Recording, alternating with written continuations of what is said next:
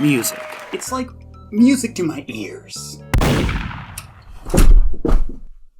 You know, I've been really getting into deconstructed classic rock as of late. Tame Impala. Look, music is something that's stupidly hard to discuss with a generalized audience. It's incredibly vast and drenched in personal preference, probably more than any other form of popular media. Beyond that, the average person doesn't have the vocabulary to discuss what they do or don't like beyond a very general, "This guitar fucking sucks." Partially because the terminology they're looking for doesn't actually make intuitive sense if you aren't already waist deep in music theory.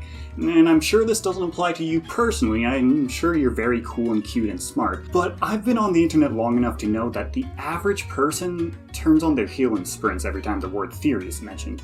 Probably because it's associated with hard work and fucking nerds. And honestly, I can't blame them. The average Joe Schmo Schmiden doesn't want to turn their hobby into a chore. They just use it to relax at the end of the day. You may have noticed, however, that I'm not normal! And by virtue of that, I like music that is, in my own private definition, also not normal. And just for those who can't read between the lines, this video is going to have a lot of my own personal music history and the opinions I've formed off of that. I expect you to disagree, it's totally okay, and in fact I'd love to hear your own takes and history and stories in the comments below. I just want to make that clear because I have seen what people do when critics call an album they like mediocre. Like, seriously guys, it's a fucking 6. It's still an above average score. And actually, while I'm at it, I should probably mention that just because I mention an artist or band doesn't mean I necessarily agree with all the actions that they've done behind the scenes. I'm just here for the tunes, and it's not like I'm giving them any of my money anyways.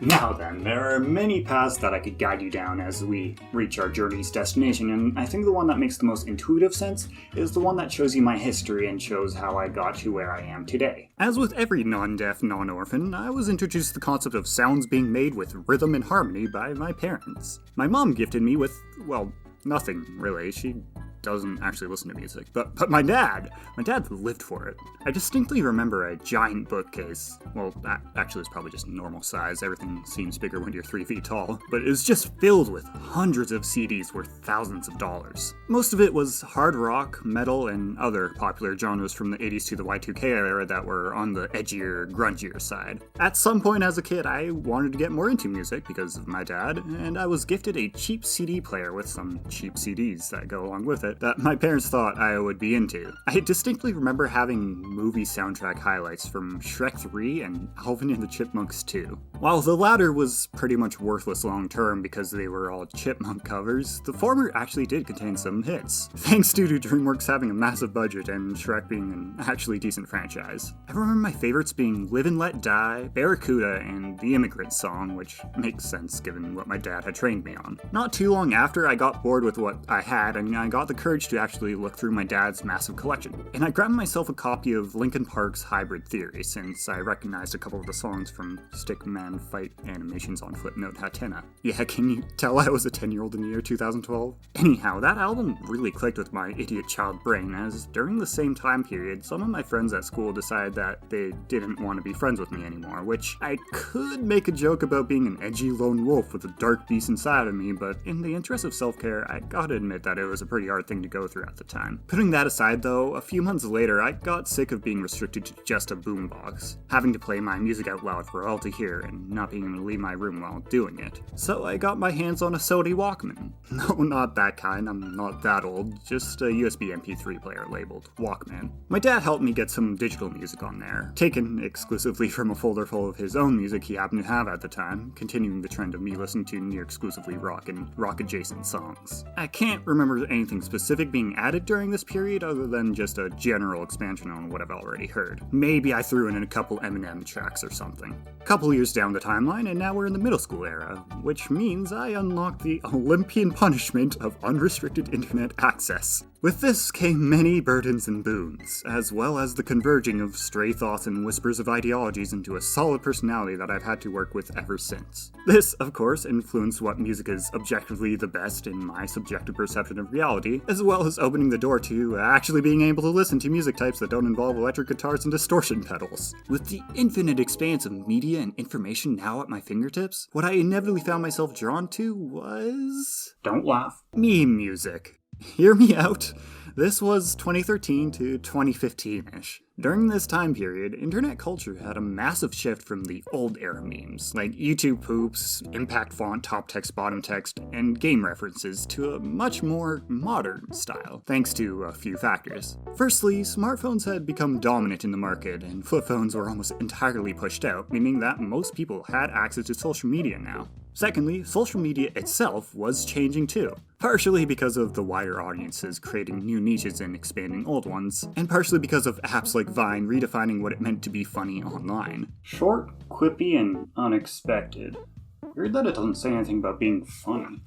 Oh, that's because it was mostly reliant on cheap offensive shock humor. I was really big into how memes and trends originate, develop, and grow over time, even if most of what was posted was lazy and really not that funny. I made a Spotify account and started collecting songs I heard from memes, mostly the ones I actually enjoyed listening to. I didn't have any disposable income though, so I couldn't buy myself Spotify Premium, and thus I mostly just stuck with my MP3s, when I actually listened to music at all, which actually wasn't very often. Besides, Spotify didn't have video game soundtracks, so why would I pay money to cut off 2/3 of what I listened to? This is also about the time I got my own laptop for the first time, and with that I was entirely freed from my shackles and could explore music at my own pace. But I mostly didn't. I didn't find myself in a position where I wanted to listen to music, so my tastes mostly just boiled down to a relatively wide but shallow pond of service level stuff that everyone's heard of at some point. I found that I liked a lot of the sounds that originated from the 70s and 80s, like hair metal and synth rock, as well as some disco and R&B classics that pretty much everyone has heard of, like It's Raining Men and Tainted Love. This trend continued for most of high school, with a few more genres picked up along the way, such as electro swing, bossa nova, and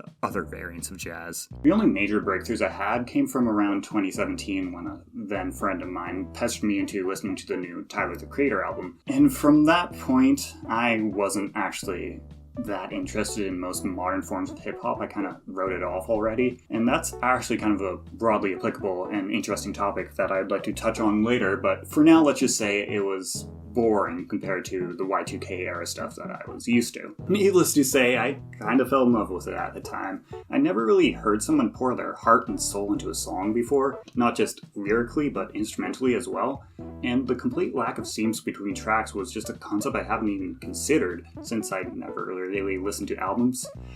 And it just kind of blew me away. Since then, I've obviously explored more both within and without the genre and have listened to way more albums, so I can't say I still hold it to the same godlike standard, but the fact that there's tracks on here that have never left my main playlist in the last 6 years definitely says something about it. Now we're approaching the fuzzy edge between childhood and adulthood, an era where I decide to finally bite the bullet and start making YouTube videos, which I had wanted to do since middle school. At that point in time, some of my favorite artists included Muse, Ninja Sex Party, Beck, Lemon Demon, ELO, Jack Stauber, and Poppy. Around early 2021 though, I finally took the plunge into a band that I've heard whispers of years before, and it kind of rocked my world at the time. Those who've been following me for a while probably know what it is already, I wouldn't shut the fuck up about them. Tally Hall. The earliest workshops of this very video was actually going to be entirely focused on them, but as time passed it just made less and less sense for me since, well, for one, I swapped out that obsession with another, and for two, most of what I liked about them was isolated to just this one album. I'll give myself some credit though, that one album certainly is a microcosm of this entire video. Post-graduation, insert Kanye West joke here, I had a lot more time to explore and widen my taste further, and more importantly, I actually started giving a shit about defining myself. Because I listened to everything was a trope that neither provided a satisfying answer nor gave off the vibes I wanted to build for myself. Again, fucking loser. A bit over a year ago, I was granted an opportunity to listen to a bunch of music, as I had to pack everything I owned and prepare to move 1,200 kilometers away from my place of birth. And for whatever reason, I decided to actually listen to albums instead of my usual loose songs. This sole impulsive decision actually has had a ripple effect over the past year that basically pushed me to do everything I just said I wanted to do. So, here we are now. Yikes. I guess it was kind of necessary, though. Like I said in the intro, music is a deeply personal form of media that has no right or wrong answers, so you kind of need to know the personal context before you can make sense of it all. And what do I mean by it all? I guess I kind of need a mission statement, huh? How about why absurd music is good and good for you, and, better than corporate stuff? Really rolls off the tongue, I know, but it'll work. So, in chronological order of words, the first snag we hit here is absurd, because I don't just mean peace music.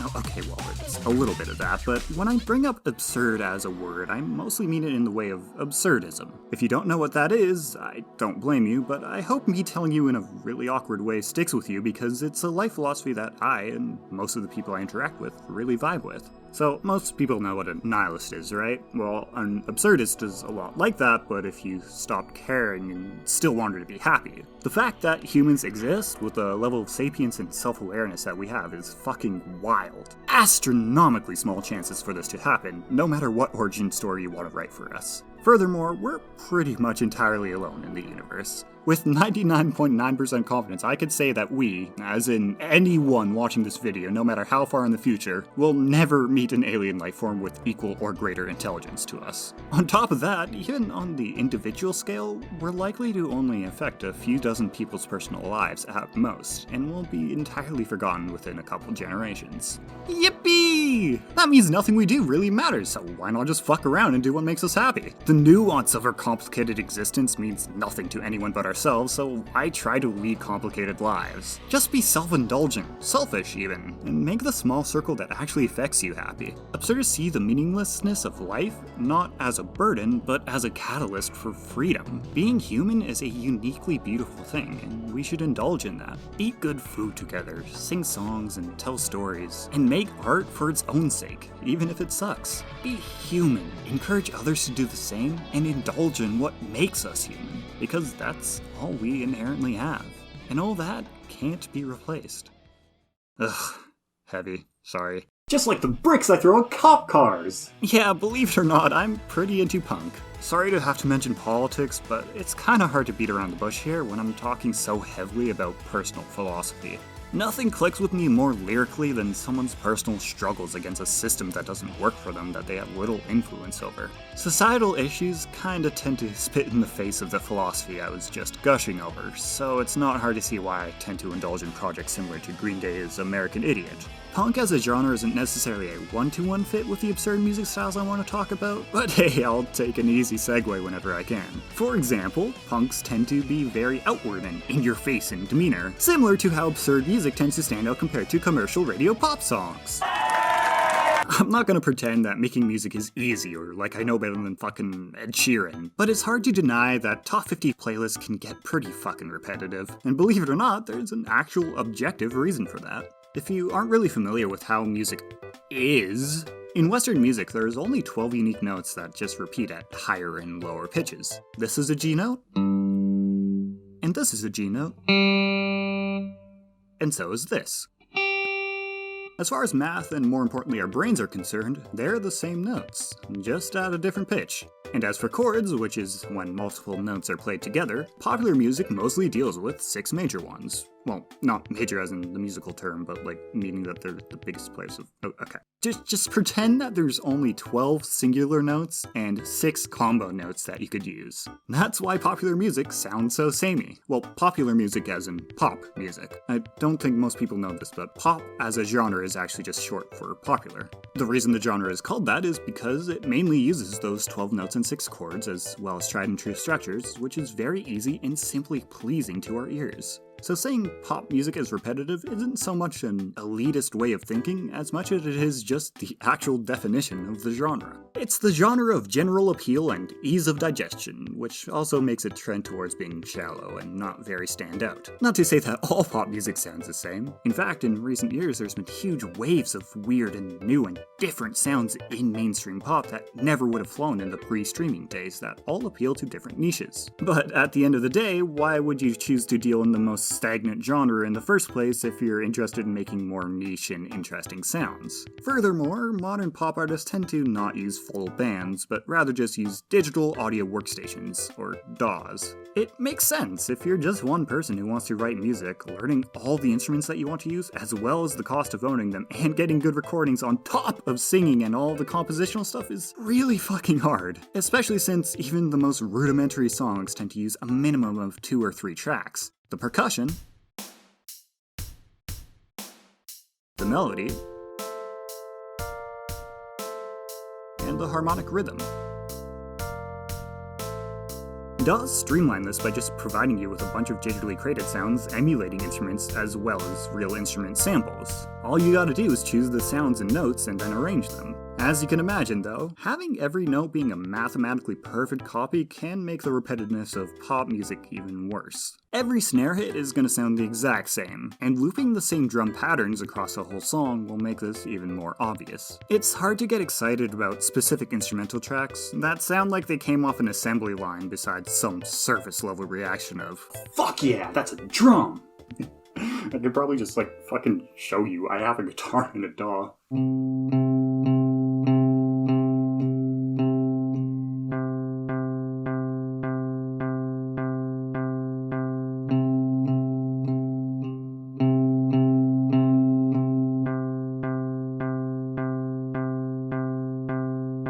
Even if it's just a single note being played a few times, isn't the real thing at least a little more interesting to you? This also cycles back to the whole indulge in being human thing. The minuscule imperfections and dirtiness of a live-played instrument is a good indicator of the person behind it being an actual, person.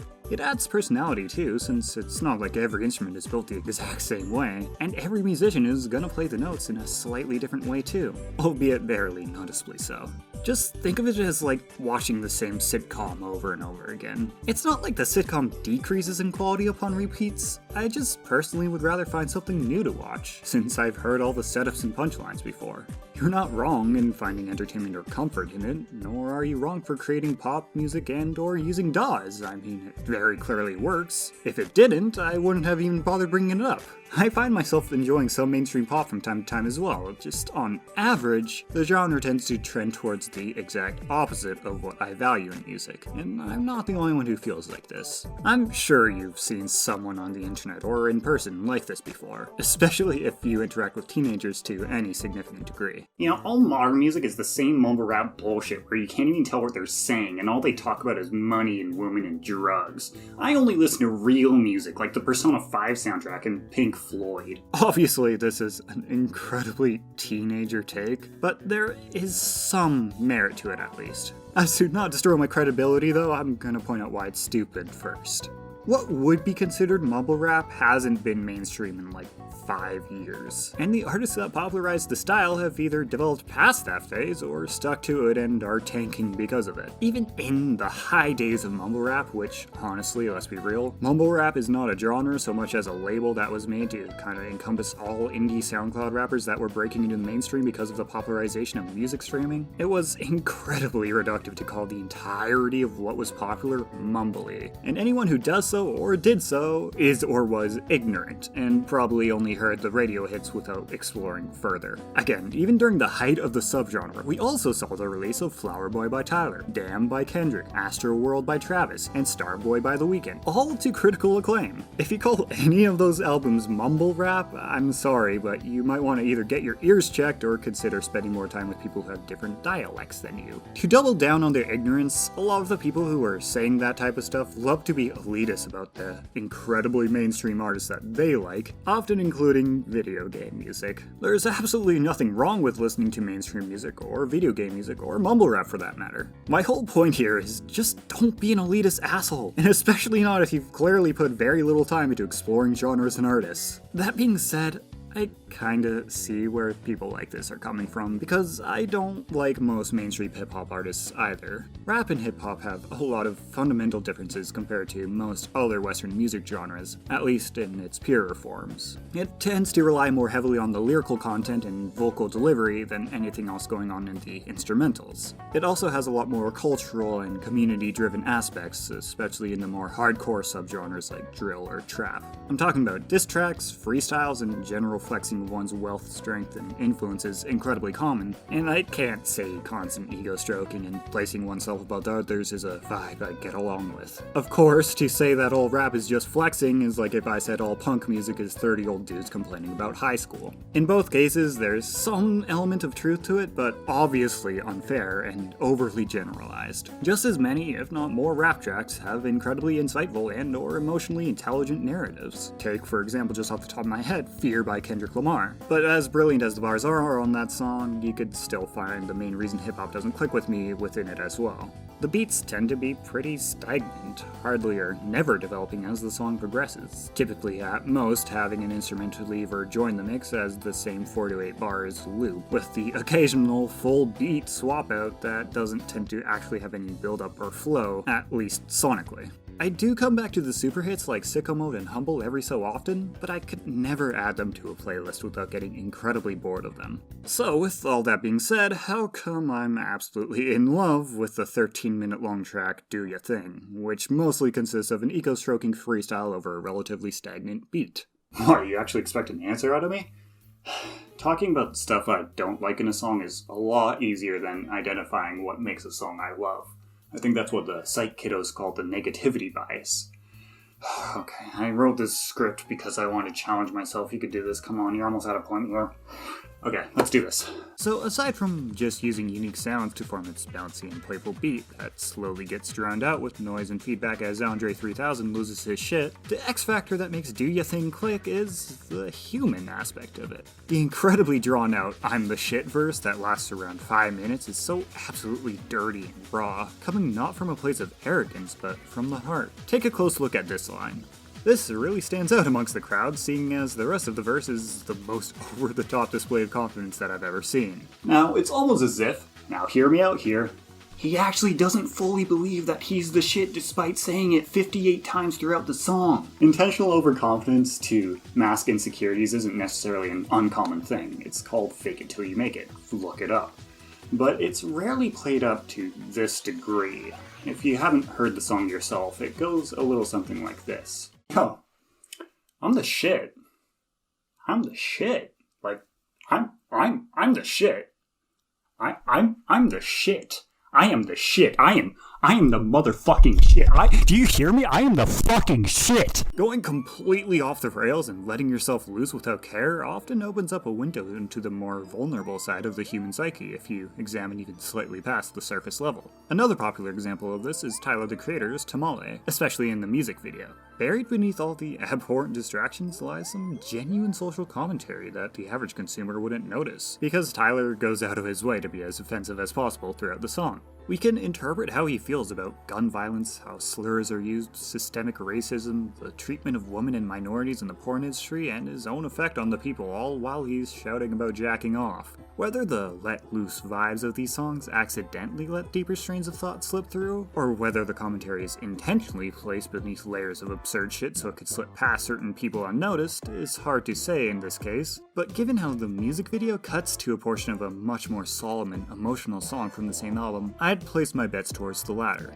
Now, I can't say I entirely agree with the messages Tyler is pushing or how he pushes them, but the fact that he does it at all is what makes it click for me. It's not something that any corporate entity could or would ever create. It is entirely a piece of art directly from Tyler as a human being. Even if I'm looking too deep into it and it's really just a giant fuck you to society as a whole, that's something that could only come from a place of human interest and passion. You can, of course, achieve a similar effect without stooping to a level that makes me, of all people, need to dance around the specific lyrical content. The Garages are a modern musical collective that I don't have the time or knowledge to even begin giving the context to, who primarily deal in absurdist punk rock. One of my favorite songs by them has a title that feels like a bad joke: Gamer Grind Set. For those who aren't terminally online, that's a tongue-in-cheek reference to hustle culture, which encourages you to make a name for yourself or at least a lot of money by spending every waking hour pursuing some sort of capital gain or refining marketable skills. As expected, the lyrics follow the story of a young adult Anna, who reportedly is consuming more coffee than air, spending every moment giving all the effort she can muster, trying to make something of herself as the world taunts her for her inability to achieve much of anything.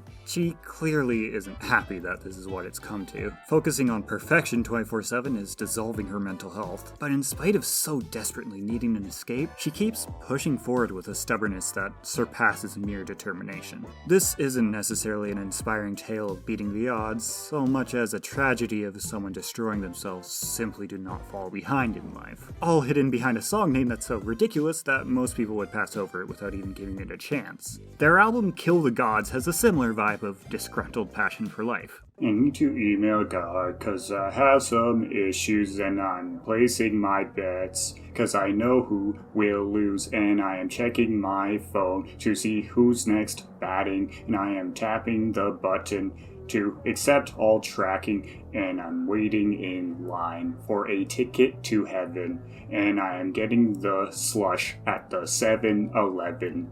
And I am manifesting the world that I would like to create, and I am checking my smartwatch because my Uber is late. They know that life isn't fair. Or, at the very least, the lives that people my age are currently living through are made to be unfair by powers outside our influence, and they've had enough. When life fucking sucks to this degree, it's hard to just lay down and take it, especially when that generally means death. Which makes the only logical option fighting back against the powers that be, even if the odds are astronomically stacked against you.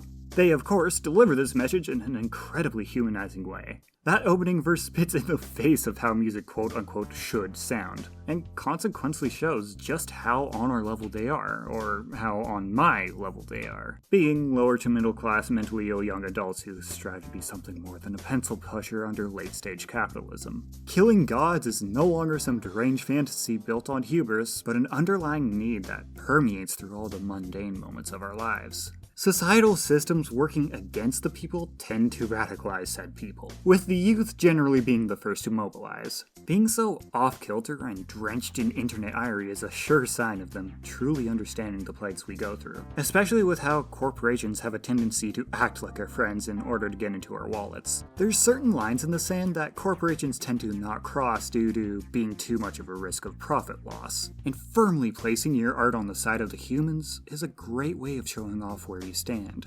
It's by the humans, by the way.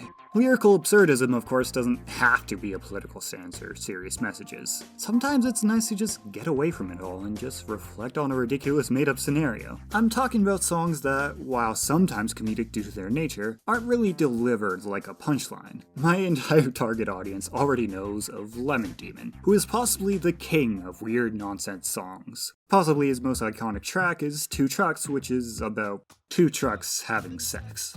Other highlights include a rough plot summary of the movie Jaws delivered in an overly casual tone, the story of a mad scientist who turns himself into an arcade cabinet in order to experience what he assumes is love, and a dream that he had one time about a really cool wig which he forgot the appearance of when he woke up. My favorite both compositionally and lyrically is probably My Trains, which is about a guy who's really into his model trains that he keeps in his basement, but then he goes off the rails about, pun not intended, about some guy at the model railway club who insults his train, so he tries to beat him up with a styrofoam bat and then gets kicked out of the club, obviously, and he acts like it's not a big deal and the club was never cool in the first place, but then he just continues moping about it, and then he imagines himself shrinking down to the size of his model trains and then sneaking into the guy's earlid and then strangling his veins to kill him. And it's just so obviously immature and not thought out at all. and I just fucking love it. You don't need to make the whole song silly to implement absurdism into your lyrics either, though. You can just give a regular scenario a fun twist to make them a little more clever and stand out. Take Tally Hall's Haiku, which, in my opinion, is one of their smartest songs. It's a straightforward and instrumentally rudimentary song about the protagonist struggling to write a poem for his romantic partner. Every set of 3 lines, other than the chorus, is actually structured like a haiku, but always with one too many syllables on the 3rd line, which means the song is made up of the failed haikus that he sings about. This one is by far my favorite. He complains about how he's not used to thinking about words in formulaic ways, delivered in a very nerdy and sterile way, showing that he doesn't really understand art on a conceptual level. This culminates in this line, which is insanely clever because they use the rarer classical pronunciation fort, which is technically more true to its etymology, but if he had simply used the common, casual pronunciation forte, it would have fucking rhymed! In fact, the whole song kinda has a pretentious vibe to it. Like he's more annoyed by his partner wanting him to write a song at all, rather than his inability to do so.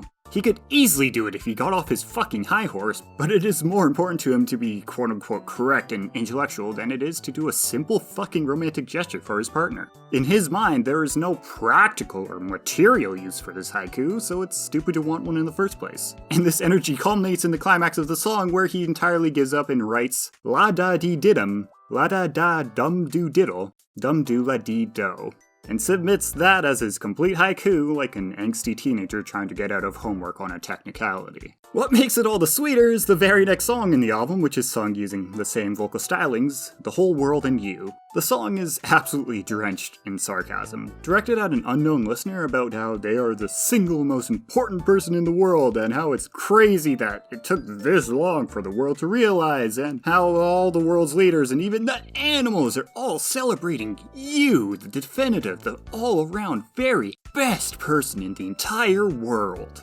Using weird, standout lyrics has more utility than just making your song stand out more. It also, at least for me, makes them more fun to listen to. People speak in different ways, and there's multiple words that mean the same things, and that's objectively a good thing. It allows for personal expression and increased contextualization and emotional implication, and generally just more efficient communication, on top of just making basic communication more engaging. Restricting and narrowing vocabularies, while on paper making communication easier since it removes nuance, is actually literally 1984! That's right, fuckers, I actually read the book!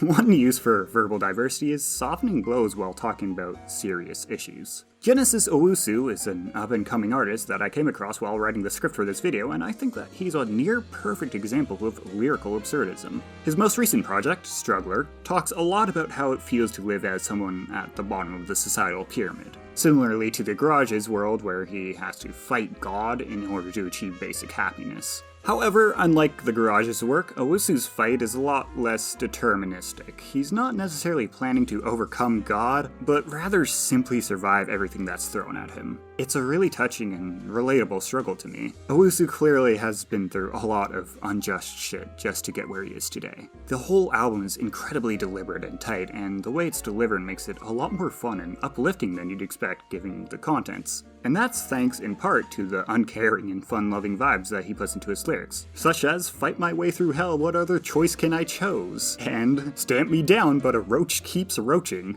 Oh yeah, to emphasize how small he is in this world, he refers to himself and people like him as roaches. Something that's powerless, unwanted, a pest, subhuman, but most importantly, large in number and extremely hard to kill. I find much of the album incredibly motivating, especially with lines like these. With this line in particular demonstrating the raw spirit of the punk absurdist.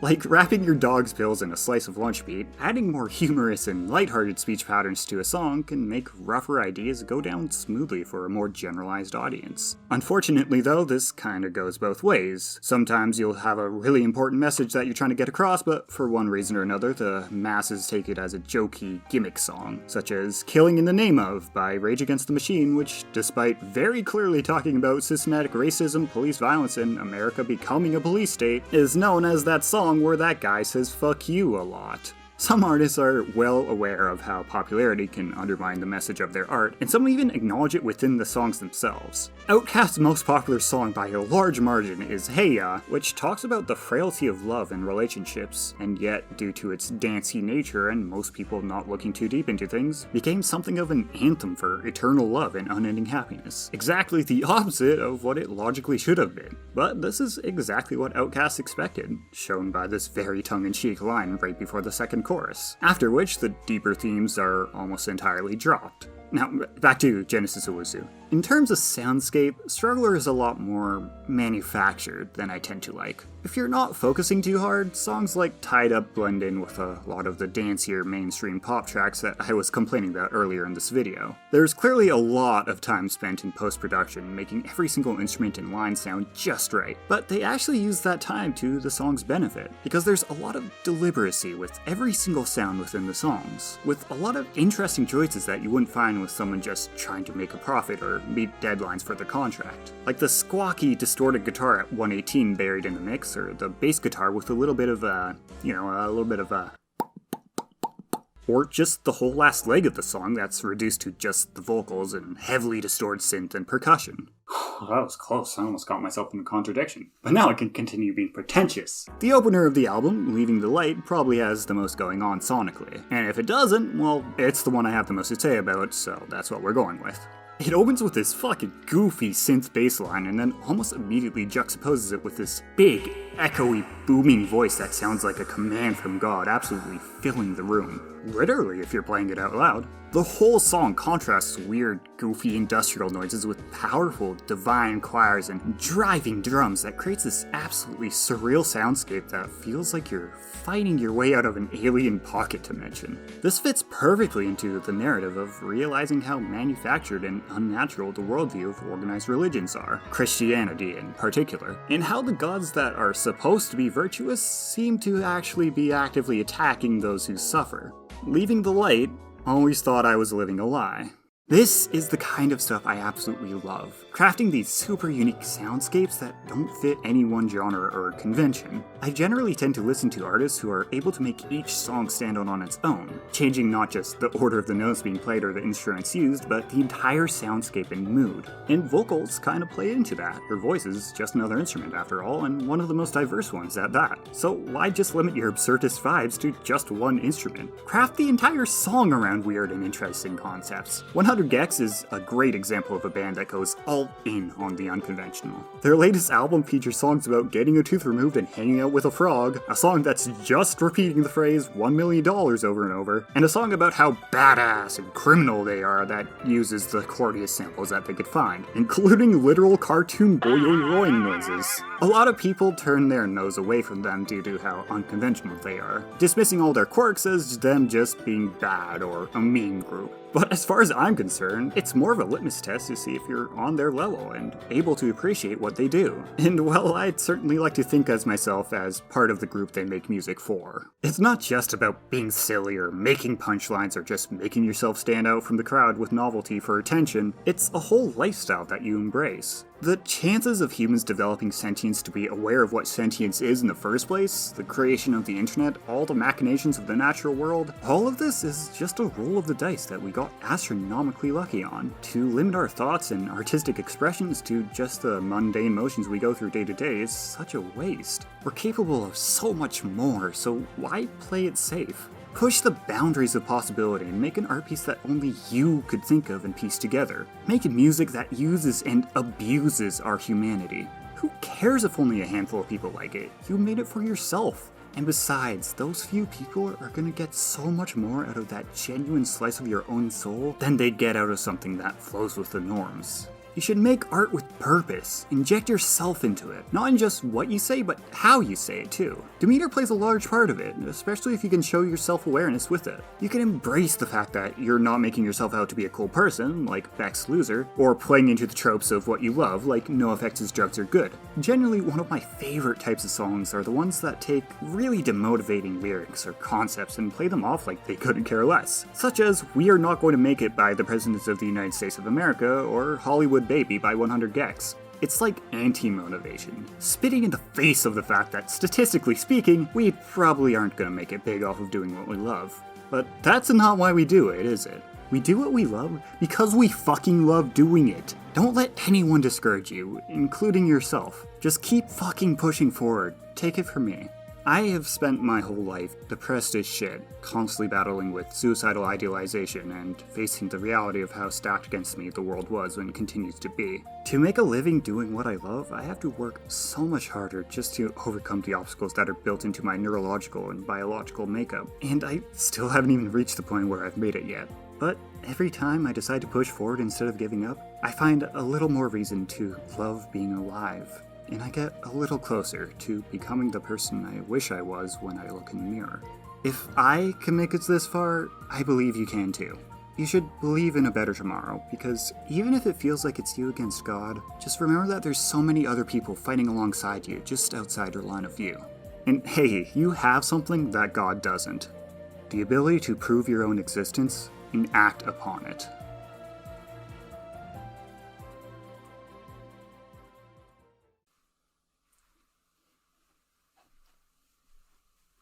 Hi, there was a lot of loose ideas and thoughts that I want to throw into this video, and I'm pretty happy with how I managed to pull it all together into a cohesive idea, but I still have a lot of loose ends and artists and songs that I want to mention, so editing me is gonna put a list of them that's just gonna be scrolling down the screen, and I don't know how long that's gonna take, so I'm just gonna...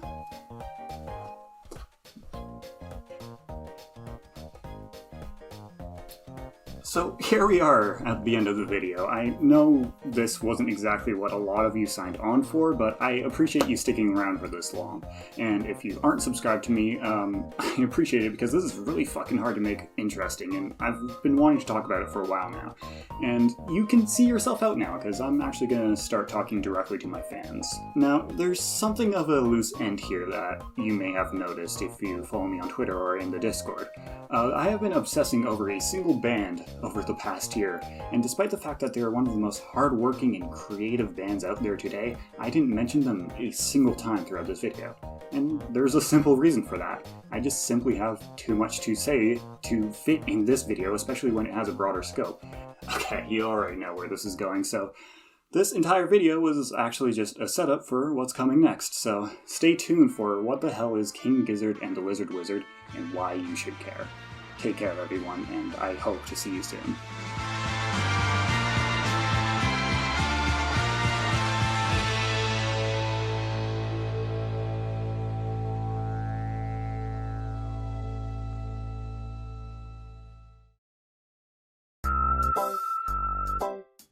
Bye.